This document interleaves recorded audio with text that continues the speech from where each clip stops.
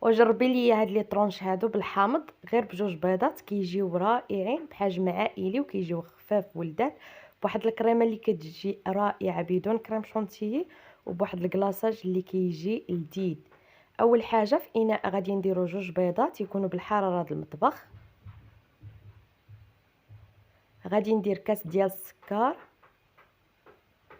وغادي نطرب مزيان المكونات مزيان حتى كيتقلي الخليط وكيبيض.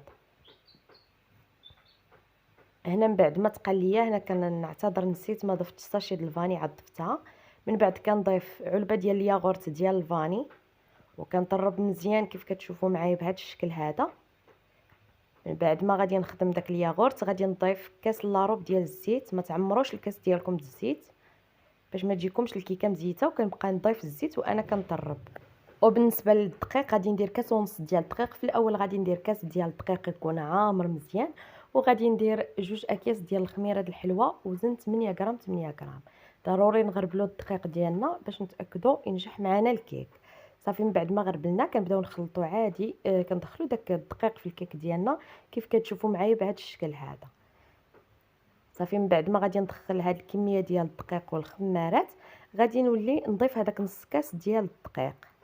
وكنضيف هذاك نص كاس ديال الدقيق كيجي الخليط ديال الكيك هو هذاك كيف غادي تشوفوا معايا.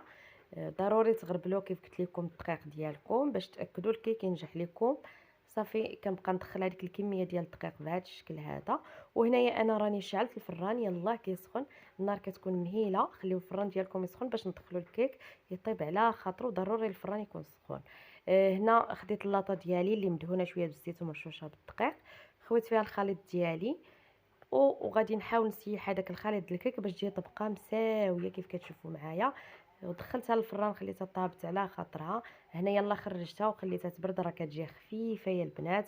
وبالنسبه للكريمه في كاسرون غادي نديرو نص لتر ديال الحليب، كاس ديال الماء، غادي نضيف واحد 5 المعالق كبار ديال كريم باتيسير البنات، غادي نضيف راس المعلقه ديال النكهه ديال الحامض الليمون البنات، المهم النكهه اللي كتبغيو ديروها.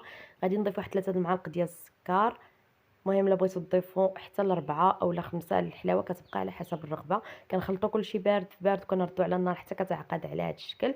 الكيكه ديالنا مباشره كنخويو عليها ديك الكريمه وكنحاولوا نساويوها، يعني كنقادوها باش كتجي واحد الطبقه اللي مقاده. صدقوني الا جربتوها هاد الكريمه راه كتجي رائعه مع هاد الكيك هذا، كيجي خطيره البنات. من بعد ما غادي نقادها غادي نخليها في جنب وغندوزو نحضروا الطبقه ديال الكلاصاج. كاس ديال الماء في كاسرون، 4 كاس ديال السكر، غادي ناخذ شويه ديال النكهه ديال الحامض، شويه ديال الملون اصفر، وواحد المعلقه كبيره ديال كريم باتيسير. كنخلطوا كلشي بارد على بارد، كنردوا على النار حتى كتعقد بهذا الشكل هذا وكنخويوها كيف كتشوفوا معايا. ممكن ديروا الكلاصاج اللي بغيتو، يعني النكهه اللي بغيتو واللون اللي بغيتو. صافي من بعد ما قديتها بهذا الشكل كيف كتشوفوا معايا غادي نخليها تبرد وعاد غادي نزينها. بالنسبه للبنات غادي نزينها، انا غادي نخطط غير واحد، بقى لي شويه البنات ديال الكلاصاج ديال الكراميل غادي نخطط به كيف كتشوفوا معايا.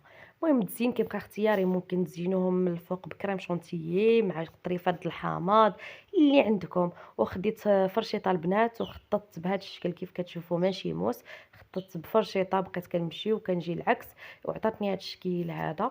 وهنا غادي نقسم لكم، المهم الحجم نتوما كتحكموا فيه. صدقوني البنات الا جربتوا هاد لي طرونش هادو راه كيجيو رائعين وغادي يعجبوكم، وقدموهم للضيوف ديالكم راه دغيا كتوجد. والاهم كتجي لذيذه وكيف شفتوا معايا اقتصاديه. وغادي نهز لكم باش تشوفوا معايا الكيك كيف كيجي من الداخل، راه كيجي خفيف ما شاء الله. وحتى المذاق كيجي داك المذاق ديال الحامض كيجي واعر. شوفوا ليا كيف كتجي بلا ما نسقيو الكيك، كيجي لذيذ وخفيف وبالصحه والراحه. وما تنساوش تفرحوني بلايك. شكرا، نتلاقاو